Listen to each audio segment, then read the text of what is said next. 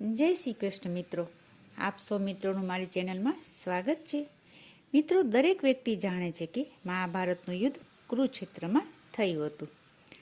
શ્રી કૃષ્ણ ભગવાને કુરુક્ષેત્રના મેદાનમાં જ અર્જુનને ગીતાનો ઉપદેશ આપ્યો હતો.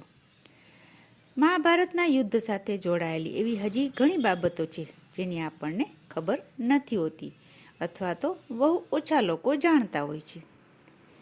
તેમાંનું એક રહસ્ય એ છે કે મહાભારતના યુદ્ધ માટે શ્રી કૃષ્ણ ભગવાને કુરુક્ષેત્રનું મેદાન જ કેમ પસંદ કર્યું.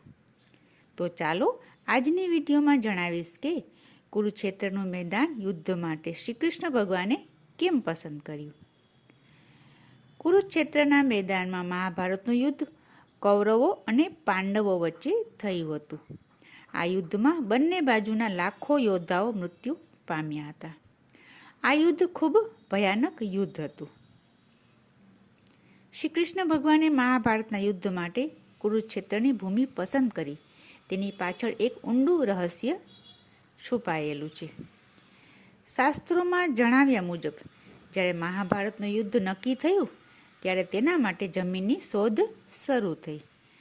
આ યુદ્ધ માટે બંને પક્ષે સામસામે ભાઈઓ અને સગા વહાલાઓ હતા. તેથી શ્રી કૃષ્ણ ભગવાનને ડર હતો કે ભાઈઓ, ગુરુ, શિષ્ય અને સંબંધીઓ વચ્ચેના આ યુદ્ધમાં એકબીજાને મૃત્યુ પામતા જોઈને કૌરવો અને પાંડવો કદાચ સમાધાન કરી લેશે, ગઠબંધન કરી લેશે. આ કારણથી તેમણે યુદ્ધ માટે એવી જમીન પસંદ કરવાનું નક્કી કર્યું કે જ્યાં ક્રોધ અને દ્વેષ ખૂબ મોટા પ્રમાણમાં હોય. તો આવી ભૂમિની શોધ માટે શ્રી કૃષ્ણએ પોતાના સંદેશવાહકોને ચારે દિશામાં મોકલ્યા અને તેમને ત્યાં બનેલી ઘટનાઓની સમીક્ષા કરવા કહ્યું.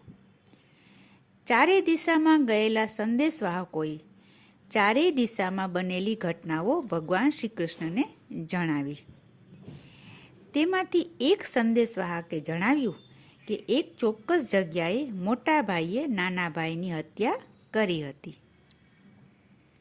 મોટા ભાઈએ નાના ભાઈને ખેતરના ડુંગરમાંથી વહેતા વરસાદના પાણીને રોકવા કહ્યું, પરંતુ નાના ભાઈએ સ્પષ્ટ ના પાડી દીધી અને ઠપકો આપતા કહ્યું કે તમે જ તેને કેમ બંધ નથી કરી દેતા? હું કાંઈ તમારો ગુલામ થોડી છું. આવો જવાબ સાંભળીને મોટા ભાઈ તો ખૂબ જ ક્રોધે ભરાયા અને તેણે છરી વડે નાના ભાઈની હત્યા કરી નાખી. ત્યાર પછી મોટા ભાઈએ તેના નાના ભાઈના મૃતદેહને પગના ભાગે ખેંચી ગયો અને ત્યાંથી પાણી નીકળતું હતું ત્યાં મૃતદેહને પગ વડે દબાવીને પાણીને રોકી દીધું. આ ઘટનાની ક્રૂરતા સાંભળીને શ્રી કૃષ્ણ ભગવાને નક્કી કર્યું કે આ ભૂમિ ભાઈ ભાઈના યુદ્ધ માટે એકદમ યોગ્ય છે. યુદ્ધ માટે અહીં પહોંચ્યા પછી તેમના મનમાં જે ક્રૂરતા અને હિંસાની નકારાત્મક ભાવનાની મન પર જે અસર થશે તેના કારણે પરસ્પર પ્રેમ અથવા વાટાઘાટો થવાની કોઈ સંભાવના રહેશે નહીં. આ ઘટના જ્યાં બની હતી તે સ્થાન હતું કુરુક્ષેત્ર, જ્યાં યુદ્ધ થયું હતું. આ જ રહસ્યમય કારણથી શ્રી કૃષ્ણ ભગવાને ભાઈ ભાઈ અને સગા સંબંધીઓના યુદ્ધ માટે કુરુક્ષેત્રનું મેદાન પસંદ કર્યું. મિત્રો, મહાભારતની આ વાત સૂચવે છે કે કોઈ પણ સારા કે ખરાબ વિચારો કે પછી સારા કે ખરાબ કાર્યોની અસર લાંબા સમય સુધી તે ભૂમિમાં રહે છે.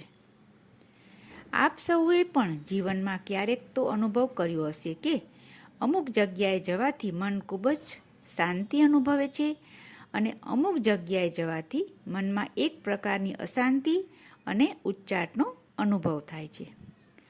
આ કોઈ અંધશ્રદ્ધા કે વહેમ નથી, પણ જે તે ભૂમિના પહેલાંના સંસ્કાર તેમાં પડ્યા હોય છે.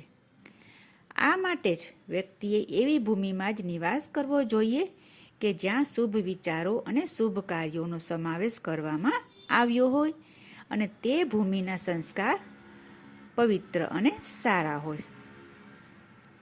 ઘણી વખત ભૂમિના સંસ્કાર ધાર્મિક, પવિત્ર અને શાંતિદાયક બનાવવા માટે લોકો ઘરમાં વાસ્તુ, કથા, હોમ, હવન વગેરે કરતા હોય છે, જેથી તે ઘર, પરિવાર કે સંસ્થામાં રહેનાર લોકોને સુખ, શાંતિ અને સમૃદ્ધિની પ્રાપ્તિ થતી રહે.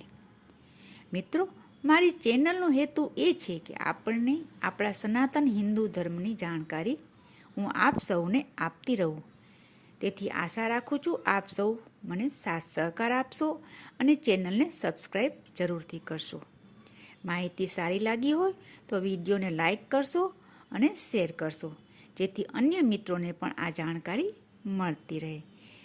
ફરી મળીશું નવી માહિતી સાથે. ત્યાં સુધી સૌને જય શ્રી કૃષ્ણ.